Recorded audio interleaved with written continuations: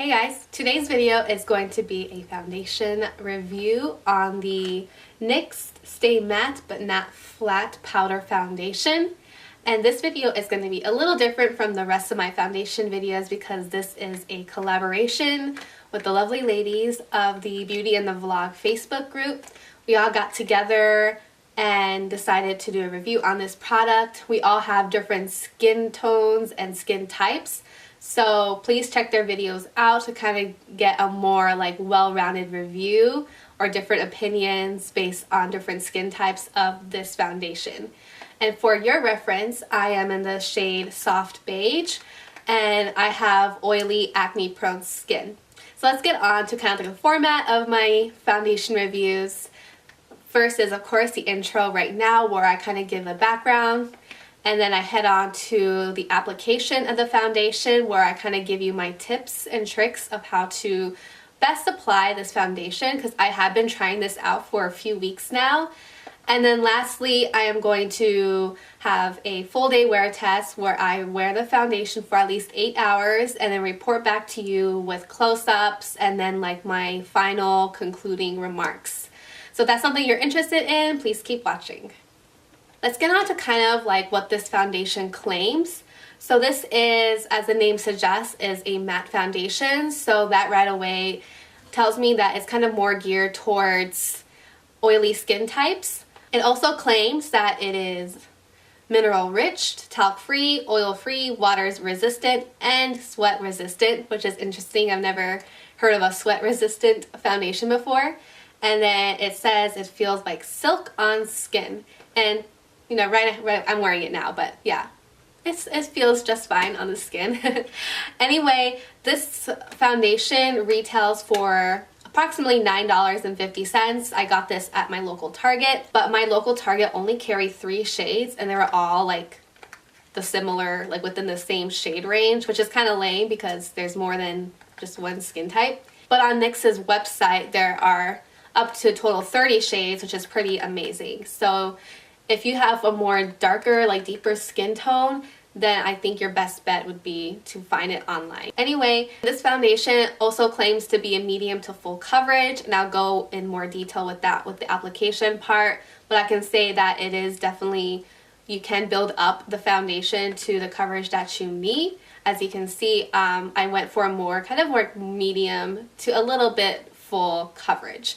So with that being said, let's move on to the application part where I show you my tips and tricks for the best way to apply this foundation. I'll be comparing 2 types of primers with this foundation. The first would be the Coconut Skin Smoothing Priming Moisturizer, and this is more water-based, versus the NYX Studio Perfect Photo Loving Primer, which is more silicone-based. So on this side, I'll do this water-based, and on this side, I'll do the silicone-based. I thought I'd like to compare these 2 primers on film for you guys because I think each serves a different purpose. But at the end, I don't think there's a huge difference. So this is kind of to give you options and see how this foundation wears on different types of primers. So anyway, I'm just going to apply a little bit of the primer on each side. So you can see this coconut skin one gives a really nice sheen to the face. So this is a really matte foundation. So if you don't want to look too matte, maybe something like this would work really great. And then if you do have pores and if you tend to have more oily skin like I do, the Photo Loving Primer does a great job of kind of keeping the oil at bay as well as minimizing the appearance of pores. While this foundation is advertised as medium to full coverage, I still like to conceal, or spot conceal my acne and brighten my under eyes. Because this foundation doesn't do a great job, you still kind of have to have some help with concealer. And as always, I'm going to use my NARS Soft Matte Complete Concealer in Custard to spot conceal around my face. Then I'm going to briefly brighten my under eyes using the NARS Radiant Creamy Concealer in Custard. Now with everything concealed, we'll go on with the powder foundation itself. So I'm going to be using the sponge that comes in the bottom half of this compact. And you can always damp it to really intensify the coverage, but I found that you tend to look a little bit more cakey that way. So I think with like lightly spot concealing and then adding the foundation will give you a pretty nice coverage. So I'm just gonna put some on the sponge here. Then I'm going to kind of like tap and dab at the same time to apply the foundation.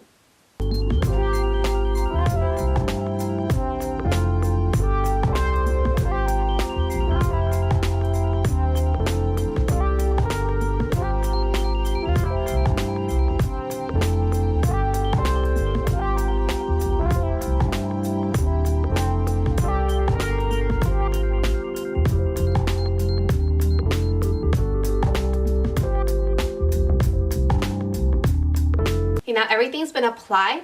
The overall finish is of course like pretty nice. It is a powder foundation, and the finish, like I said, is kind of like medium to full coverage. It does do a great job of evening out my skin tone throughout the face. And like I said, you definitely still need to spot conceal in order to get that nice medium to full coverage effect. And I'm going to give you a really quick close-up to kind of compare the two sides with the different primers. So here is my face all zoomed up and personal. So remember, this side was the water-based foundation, primer, and then this side was the silicone-based primer. So far, the feel is pretty natural, but the only problem I think with this foundation is that it tends to gather. So I don't know if you can see here, but it doesn't blend out very well. So like you have to use your fingers to kind of like blend out any patchiness with this foundation. So I think the water-based primer does a little bit of a better job of keeping the foundation looking well blended out.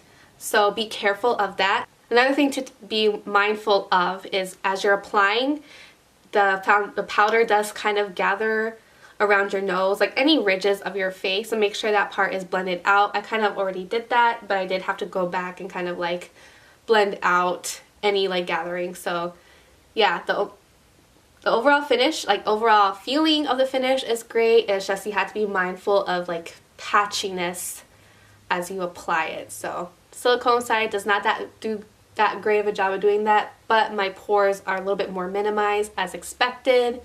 Anyway, I'll be back with the rest of my makeup and kind of show you another close-up of how it all ties in together. So I'll be right back. Okay, I'm back with my makeup. So nothing really much to add. The rest of the makeup does apply just fine over the foundation. Of course, the real test is how they all work together throughout the day. And as you know, my foundation reviews are full day wear tests. So right now it is 9 o'clock and I'll be wearing this for no less than 8 hours, and I'll report back to you guys about how it looks with close-ups and everything. So stay tuned for that, and I'll see you soon. Bye. Hey guys, I'm back. It is now 5:20, so it's been 8 hours and 20 minutes since I have applied this foundation, and I forgot to mention that I was going to wear my glasses all day, but I'm not judging this foundation based on how well it wears on the nose, so please keep that in mind. I'll take these off since the lights are a little bit distracting, and I'm going to give you a little bit of close-up as I discuss how this foundation wore. So as a reminder, this side of the face was the water-based foundation, and this side of the face was a silicone-based. But overall, I think that this foundation just does not look impressive at all. As I mentioned, I am oily and it definitely shows. However, that's not exactly the problem. A lot of foundations I do wear, I still see like a good amount of oil. So anyway, but the biggest problem is that here is a gathering of foundation like right above my eyebrows.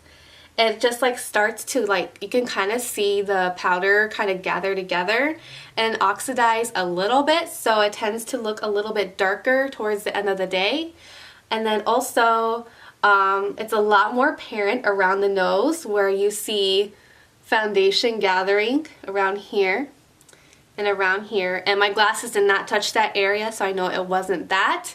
And then a little bit around my chin area as well. So that's kind of like overall on both sides. On the water-based side, I look really cakey, and that's probably because of the foundation just gathering. But I think the makeup held pretty well. I think if I like patted throughout the day on this side, it will look a little bit more, or I mean a little less cakey.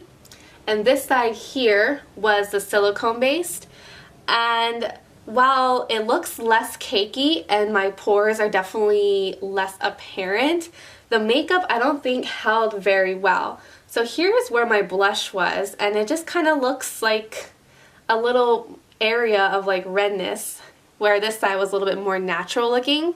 Not this side, not quite so much. And then I think the contour looks a little less natural than this side here. I don't know if you can see on the camera itself, but close up in the mirror here, definitely. So as you can see, each primer has its pros and cons. As an oily person, I'll probably just go with the water base, just because I know I'll be using like blotting paper out today, so that it can help keep the oiliness at bay while keeping the rest of the makeup looking pretty good. And as for the silicone based side, yeah, it's great for minimizing pores, but not so great at keeping your whole makeup together with this foundation that I'm wearing today. So here's a close-up, and yeah, I'll zoom you back out and give you my last thoughts. So I'm pretty sure you can tell by the close-up part of the video that I am not impressed by this foundation at all. So for a matte foundation, it did not do very well for someone with like an oily skin type like mine, but I think that was probably not the biggest problem of this foundation. It did not work with the rest of my makeup throughout the day, and I think that's the biggest problem. Like, I can definitely work with oiliness throughout the day by patting, but especially on the silicone based side, it just does not make my makeup look really good at all, even at initial application. So that's something to be noteful of if you do have this foundation. Probably stay away from the silicone base, even if you are oily and do have pores. If you don't want to have patchiness, then I would probably stay away from it and go towards more of like a more water-based foundation. It did do a little bit better, but again, like I said, you still have gathering of foundation through certain problem areas like above your brows, around your nose, and then around your chin. It just gathered and like got darker. So that was like the biggest problem for me, and which is why I'm giving this a pass. So yes, this is a cheap foundation, and like I said in the beginning, it's about $10, but I totally don't think it's worth the $10 at all. Alternatively, I would go with the NYX Total Control Drop Foundation. That is, I think, about $15, and it has amazing coverage and does last throughout the day with some light padding. So those are all my thoughts on this product. Please don't forget to check out the other ladies in this video collaboration. They've also been testing this product out for a few weeks and may be able to offer a different perspective. Please don't forget to subscribe to my channel. I upload every single Wednesday. Thank you so much for watching, and I hope to see you next week. Bye!